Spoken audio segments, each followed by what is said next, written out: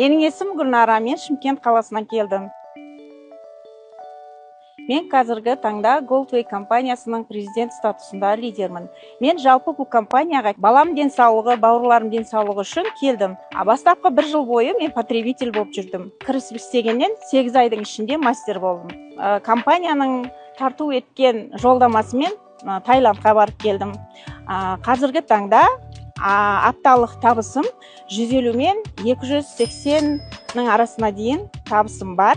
Біздің компанияның ең мықты ұнайтыны бізде жұмыс істеу құралымыз өте нәтижелі, халал, өте керемет өнімдеріміз бар. Менің басты мақсатым әуелде осы жерге келгенде мықты өнімдерді халыққа насихаттап, қарапайым халықтың емін таппай жүрген күрделі ауруларға көмектесу.